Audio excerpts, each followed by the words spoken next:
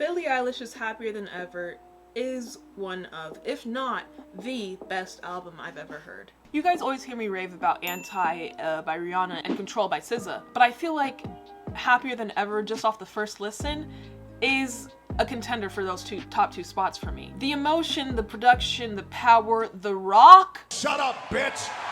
The different genres touched on the freaking album. There's no other, there's none like it.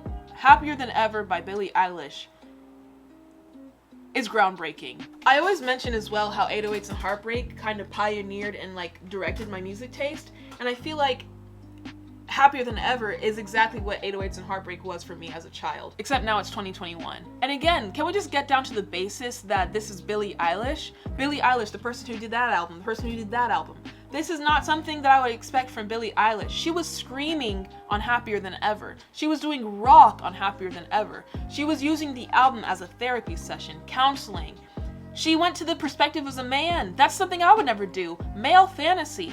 You know, the same gender that was kind of like shaming her and taking photos and posting them on Twitter and judging, she is now trying to relate to and be a confidant for. Getting vulnerable on every single track, talking about her past traumas, how they've made her become the person that she is, for example, getting older. And just showing how sometimes she's not happy with herself or doesn't understand why she feels the way she does. That's something that we can all relate to, but she says it in a way she's able to tell the story and also do it in a very peculiar way. Happier Than Ever by Billie Eilish is just something that I will hold dear to my heart for forever. Expect it on the vinyl wall very soon. The first track on Happier Than Ever is Getting Older.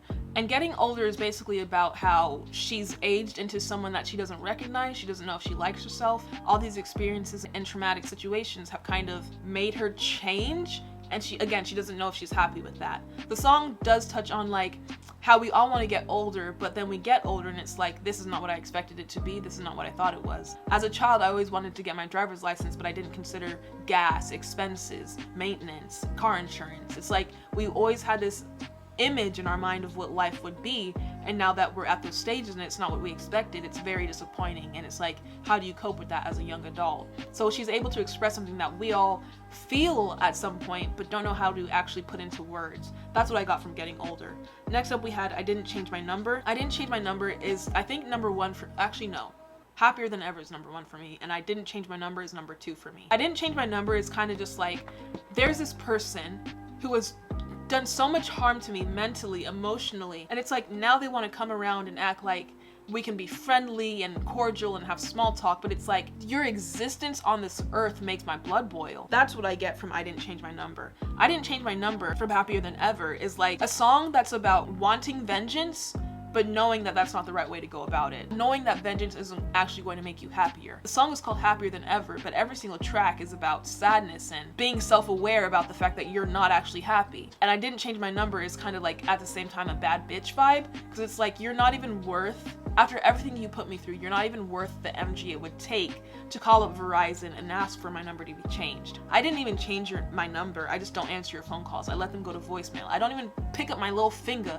to press the decline button because you're not worth the energy. I love that song. The energy, the outrage, the passion is just like ferocious and delicious. I love it. Next up we have Billy Bossa Nova, which I feel like this song took me by surprise the most because I was expecting it to be more Western and like kind of what I Didn't Change My Number was. Billy Bossa Nova, I thought it was gonna be bad bitch vibes, but the entire song she was just getting swooned by this person and falling in love and like losing control of her emotions. So that was a sweet song, but not what I expected. Is it my favorite? Probably not. And then we have My Future. As we all know, we've heard My Future like a year ago. It was a ballad. It had a cute animation for the music video. Again, it was kind of just like talking about where you see yourself in the future. Is this the route you want to go? How do you like navigate throughout life as a young adult trying to figure that out? It's a nice song. Oxytocin. Oxytocin, as we all know, is a hormone that you feel whenever you're happy, getting sexual, sensual, getting into the groove of it, if you know what I mean. It's like an aroma. That's the way I can describe the hormone of oxytocin. But oxytocin made me feel like I needed to get on the dance floor and start voguing, like start fucking up the streets and just energy. It's not what I expected. It was like, oxytocin is what I would feel like if I were off of Monster, Red Bull, and a couple caffeine shots all at the same time. Oxytocin wasn't an aroma or sensual. It was like reckless and energetic. Again, I wouldn't expect from Billie Eilish. Someone that is known for being like sad, depressed, and slow is out here giving us songs like Oxytocin on Happier Than Ever. So Billie Eilish once again has proved that she has like different facets of herself. It's amazing. After Oxytocin, we have the song Goldwing, and I feel like Goldwing is definitely one of my favorite songs from the album, just because I don't understand it. But the things you don't understand, I feel like, when it comes to art,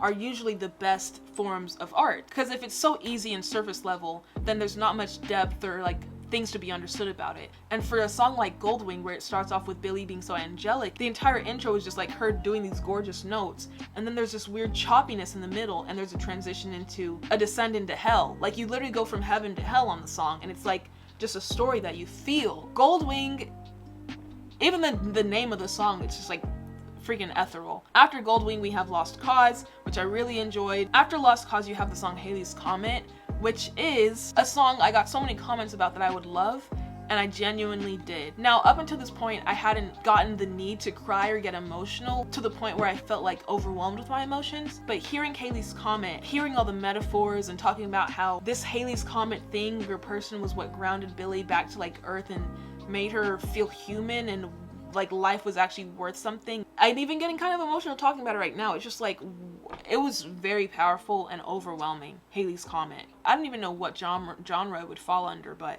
Halley's Comet is one of the best songs from the album. And I'm not even someone who usually likes like slower or singy kind of songs, but this one really got to me. After Halley's Comet, we have Not My Responsibility, which we have heard before actually. It was like the thing she used to promote her, I believe it was her documentary for Apple TV. Your perspective of me, or what women should look like or behave like. Just your perspective of anything is not my problem. The way you think of me is not my problem. The idea you have of me is not my problem. It's not my job to live up to your expectation. And it wasn't even really a song, it was more of just like a spoken word that they threw a beat onto.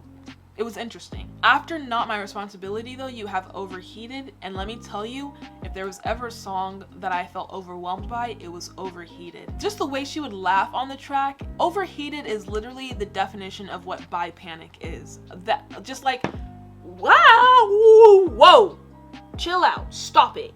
Give me a break. It was just constant attack, attack, attack. It's just like she was grilling me with her presence, and I was like, I can't deal with this. It's too much. But it was so good at the same time. I wanted more. After Overheated, you have Everybody Dies, which is a ballad. Don't care about anything. Like, just live your life. Nothing really matters, is what I got from the song anyway. Wasn't one of my favorites, but I still liked it because, like, you got to hear Billie's voice very clearly. Though there were some songs that were very produced and, like, the instrumental kind of made the song, there were also some songs that didn't need much, and it was mainly Billie's voice and the lyrics that you needed to focus on. There was a good balance between both sides. After Everybody Dies, you have Your Power, which is again a song that we've already heard. It's the one where she was on the side of the mountain and getting constricted by a freaking snake. Ugh. I keep thinking back to the visuals and the camera work of that music video, and it was just everything. Your Power is everything. After that, you have NDA, which is the first inclination that I got that this album wasn't going to be your typical Billie Eilish kind of music. NDA, she's standing in the middle of the road with cars zipping by her like this Fast and Furious bitch, and she's just like, let me go, doom, doom, doom. It took me by surprise, not even gonna lie. None of the songs are similar. They all have a different emotion and tone and feeling, and it's all something that I'm not used to hearing from Billie Eilish. For God's sake, she got into her Olivia Rodrigo bag and dropped a rock song on this freaking album. I don't freaking know what's going on, but wow. After NDA is Therefore I Am, which is the one where she was walking around the villa doing some sapphic stuff with her besties. I personally really did enjoy Therefore I Am. I feel like it was like again, another intimidating song. But after that, you have the song Happier Than Ever, more different than NDA. This is more different than any song we've heard from the album. Happier Than Ever starts off like, again, depressed ass Billie, but there's a transition, there's a moment in the middle of the song, and we turn into like these rocker, Green Day, Avril Lavigne, Olivia Rodrigo bitches, and we're just like raging. We're cursing every 5 seconds. We're like, I don't care anymore, get away from me. You not being in my life is what makes me happier than ever, so fuck off. Happier Than Ever is my #1 song from the album. I'm going to be ranking all the songs in a second after I upload this video. Happier Than Ever, insane. And last after that, we have the song Male Fantasy, which honestly I didn't really care for. Oh, sorry. Throughout history, you've had to direct and control every other species, race, and sexuality, and sex, and gender, but now I'm supposed to feel sympathy for you. I can understand, I'm empathetic, but like, do I actually care? No. It was a beautiful song because obviously it's like Billie Eilish singing it, and I guess like now she can relate to the guys who were judging her and body shaming and saying that she only has one dimension of music. But like, again, is it something I want to listen to again? Male Fantasy? Probably not. Yeah. Anyways, that was my opinion and review of Happier Than Ever. One of the best albums, if not the best album I've ever heard. And Billie Eilish has surprised me. She has surprised me, and I feel like all of you as well. So comment down below your favorite songs or your favorite album that she has released at this point, and what do we even expect from her in the future? At this point, she can do anything. Her little 19-year-old brain is freaking insane. Wow. Anyways, I have a lot of other videos in regards to this era. It's like a K-pop comeback. What the heck? I'll see you in the next one though. Like the video, subscribe to me here. Bye.